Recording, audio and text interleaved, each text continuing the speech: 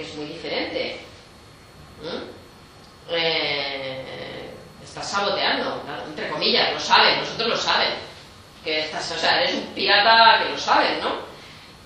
Bueno, igual es un consentimiento, no lo sé. No lo sé muy bien porque lo hacen, ¿no? Porque realmente a lo mejor no es tanto sabotaje, con su consentimiento no es tanto sabotaje. No es una ocupación, ¿no? O sea, sin embargo, nos interesa mucho el espacio público porque sea por lo que fuere, esos recursos son de todos. Entonces, si no estás ahí ocupando tu metro cuadrado, pues habrá otros, ¿no? Entonces, bueno, tal vez sí, eso puede ser un cambio, pero os diré que esto lleva ya muchísimo tiempo, no nos lo hemos inventado. Nosotros hemos trabajado con diferentes formatos, ¿no? Redefiniendo cosas, pero... Es que, bueno, yo considero que para que haya un cambio social tiene que haber un cambio en, digamos, los centros de poder que sustentan la imagen de un determinado colectivo, que en estos casos sería, por ejemplo, bueno, yo quizás a lo mejor vengo de allí, sería el caso de la psicología, porque lo que está, en lo que se fundamentan todos los argumentos negativos es en la creación de una enfermedad de la diferencia, es una patologización de la diferencia, o sea, la psicología se basa en la patologización de la diferencia. Y un poco el problema está, que yo por lo que he leído, es en estudiar la diferencia porque es diferente y no estudiar la normalidad porque es normalidad. En psicología positiva hablan de por qué hablamos siempre de problemas y no nos hemos parado a preguntarnos por qué las cosas van bien. Pues en este sentido un poco es así.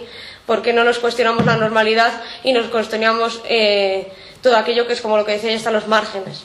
Entonces, claro, hasta que no se llega a ese núcleo que es al que todo el mundo acude, aunque sea para guardarse las espaldas y quedar bien simplemente con un argumento bonito, pues digamos que hasta que no se desactive ese centro, que es el que moviliza todo un poco, la medicina, todos estos, y sobre todo la psicología, que es a donde vamos, sobre todo para preguntarnos, pues es muy difícil desmontar todo lo demás, porque se basa en eso. Hombre, de todas maneras, en esta serie, en la anterior, la de Cuentos que nunca cuentan, la de salud mental, había gente que hacía un análisis de por qué se mete la homosexualidad como enfermedad mental y se llega a una relación que se da no solamente con la homosexualidad, sino con muchas cosas. Es que antes que una enfermedad mental, la homosexualidad estuvo condenada, penada, bueno, sí, de hecho así sí, en muchos países, ¿no? Estando condenada. Entonces, el convertirlo en una patología era una manera de descargar de culpa. O sea, ya no te metemos en la cárcel, te vamos a meter en un psiquiátrico. En la cárcel sabías cuánto tiempo ibas a estar, en el psiquiátrico no. En el psiquiátrico estás ahí y ya sabes.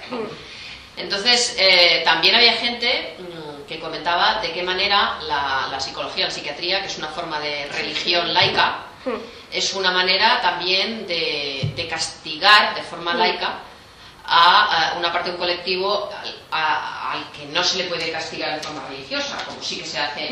Hay países, había un activista de Argelia que estaba refugiado por orientación en Bruselas y que participa en el proyecto y lo contó. Hay países donde a las personas con orientación sexual diferente, pues lo que hacen es apedrearlas porque van en contra de la ley de Dios, ¿no? O recluirlas porque van en contra de la ley de Dios, ¿no? Entonces se habla también de cómo la psicología ahí podía hacer una especie de religión laica, ¿no? O sea, la psicología un poco como sustituyendo otros castigos, el castigo de la cárcel o el castigo que te impone la religión con la culpa. Entonces, ya no solo tampoco la psicología, ¿no? Porque la psicología al fin y al cabo también yo creo que hay bastante gente a lo mejor que la sigue viendo a lo mejor algo de ambigüedad y no se cree todas las verdades de la psicología como si fuera algo universal, sino también últimamente la genética, ¿no? O sea, como pues eso hace unos años que si el genoma humano, que si tal, que si queremos construir el árbol genealógico de toda la historia de la humanidad, hay investigaciones sobre ello y se está buscando últimamente también cuál es el gen gay. Son las investigaciones que hay ahora, que cuál es. Y yo me pregunto, entonces, imagínate si yo me considero, una persona se considera heterosexual, ¿no? Y a lo mejor dentro tiene 40 años y de repente te das cuenta de que no, que le gusta a una persona de su mismo sexo y tal y cual. ¿Ha habido una mutación genética a lo largo de los años? Yo creo que no, eso no, la propia biología no puede, o sea, si una persona, un ser humano, va a mantener sus genes no van a cambiar a lo largo de su vida. Entonces, o sea, ¿cómo narices se sustenta eso y cómo hay tantas universidades, tantos hospitales en que eso se está investigando? Y encima eso sale a la opinión pública, sale a los medios de comunicación, se transmite y uff. Bueno, hay muchas cosas. ¿Por qué se da tanto dinero? La genética es el arte de la previsión. Tú fíjate que la capacidad de prever da mucho dinero. Porque si yo sé de antemano cómo va a ser una población... O sea, tú piensas que aquí lo que reina no son ni siquiera las ideologías, ni los activismos, ni las opiniones políticas, son por supuesto el dinero. Entonces, si yo tengo una ciencia que puede prever de qué manera va a estar organizado el mercado, porque, por ejemplo, en marketing y en publicidad no solamente interesa también temas personales de la gente, cuál es su orientación, cuál es realmente el mensaje publicitario. Muchas veces los buenos anuncios van dirigidos ahí, además, a ese nivel de intenciones, de expectativas, ¿no? Toda esa masa inconsciente, ¿no? del individuo, ¿no? Digo masa, lo veis, rajar las vestiduras, con esa palabra. Bueno, pues entonces la genética es una manera de hacer previsible cómo va a ser el comportamiento humano. A ver, homosexuales, ¿cuántos va a haber? ¿Puedo prever el genoma? ¿Puedo prever tal? O esto otro, esta otra mutación, esta otra historia, esta otra no sé qué. Puedo prever. Entonces, esa capacidad de prever es una herramienta muy potente. ¿Por qué se da tanto dinero? Enfermedades de este tipo, ¿no? ¿Cuántas va a haber? ¿Se transmiten genéticamente? ¿Qué porcentaje? Entonces, ¿cuántos fármacos hago? Porque si puedo organizar mi producción, si soy una multinacional y tengo que organizar mi producción, ¿para cuánto? ¿Para un 10%? ¿Para un 5%? ¿Pero está creciendo? ¡Qué valiente! A ver, dime, el que le hace la genética. ¿Está creciendo? ¿Sube? ¿No? ¿Tal? No sé qué. Entonces, bueno, claro, deja de ser una ciencia cuyo interés es el estudio del ser humano para ser su objetivo es otro, ¿no? Piensa la paz. La increíble inversión que supone los estudios genéticos.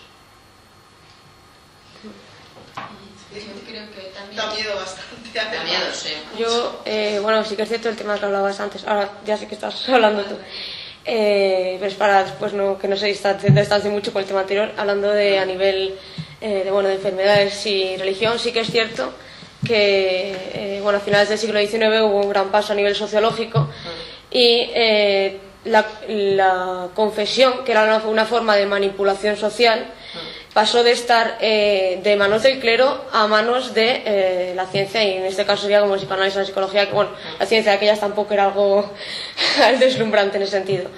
Y sí que es cierto que fue allí a través de tengo el poder de resolver tus problemas, tú sabes que tienes unos síntomas, yo sé tu respuesta, y a través de esa mezcla de ignorancia, sabiduría a medias, porque claro, la sabiduría a medias, esa forma de crear distancias y jerarquías entre lo que viene siendo el enfermo o el supuesto enfermo y el médico, claro, hacían que toda una sociedad se considerase discriminada, porque cuando la diferencia es como un síntoma de enfermedad, a quien se consulta se le va a hacer caso por una cuestión tan simple como que ignorancia contra saber, pues va a ganar el saber. Y en ese sentido sí que es cierto que una gran represión social. Yo siempre creo más en lo social que en lo genético. Entonces, sí. Eso sí que es cierto que fue así. Cuando se empezaron a categorizar las diferencias como enfermedades, yo que sé, el masoquismo, que por ejemplo el masoquismo no se creía que era algo solamente relacionado con las mujeres, que algo intrínseco a ellas. Pues cuando se empezó a dar nombre a la diferencia es cuando empezó el problema de la obsesión con criticarlo como tal.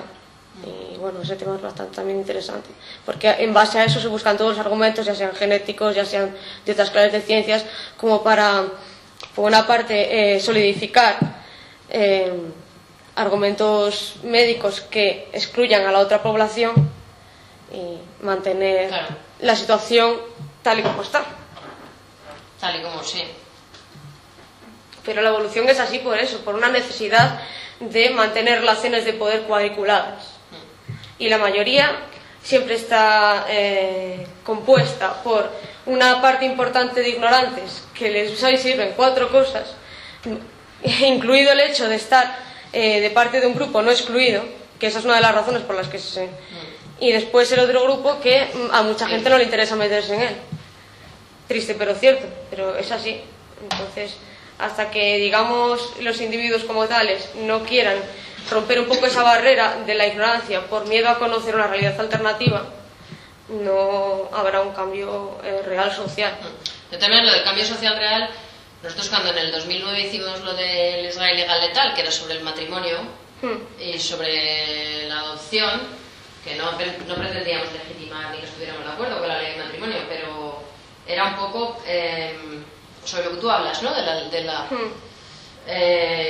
Contactamos con muchas, sobre todo lesbianas, ¿no? Que querían tener nuevos modelos familiares, inseminaciones, adopciones. Por eso muchas imágenes salen peladas, no se ve la identidad, porque sabéis que tienen que negar que son homosexuales. Esa chica que salía ahí sí con una imagen así como así, precisamente había adoptado a una niña china, ¿no? Si la pillan que es lesbiana, se la quitan a la niña, ¿no? Bueno, entonces, tú fíjate lo curioso, ¿no?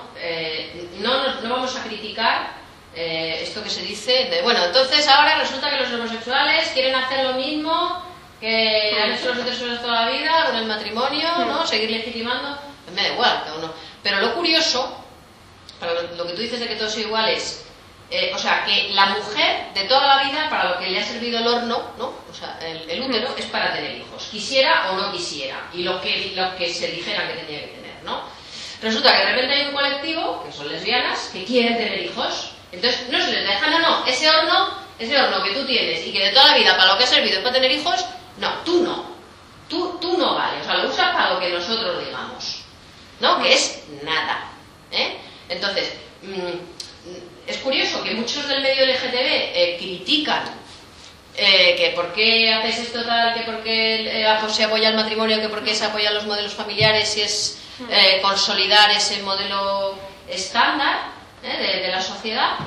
Pero por otro están estas personas que lo único que hacen es pedir su derecho legítimo a seguir como estaba todo siempre hasta ahora. O sea, yo soy una mujer, lesbiana no, pero yo lo que quiero es tener un hijo, déjame enseñarme por la seguridad social, ¿no? No me pidas el certificado de que mi pareja es estéril, si mi pareja es otra tía, ¿cómo no va a ser estéril? Es una tía, no tiene semen, ¿no? Vale, entonces ahí se da una especie de... que hace mucho pensar, ¿no? O sea, somos un colectivo pretendidamente que cambia las cosas, dentro de ese hay otro colectivo que quiere que siga todo igual. ¿Por qué a su vez, yo me pregunto, por qué se le critica si lo único que quieren es tener los mismos derechos que los demás, ¿no? ¿No pueden? ¿Por qué no? Entonces, hay muchas personas que dicen que entrando en contacto con lesbianas que tienen modelos familiares que se inseminan, que tal, es una manera de negar su orientación o de eso, ¿no? De hacer que todo siga igual, ser las mamás, ser más mamás que lesbianas. Entonces, bueno, a lo mejor todo siempre tiene que seguir. ¿Nos gusta eso? Sí, sí. ¿Y qué? Completamente de acuerdo. ¿Y qué? Si finalmente lo que nos gustaba era eso, que todo siguiera igual, ¿qué pasa? Ya, también es...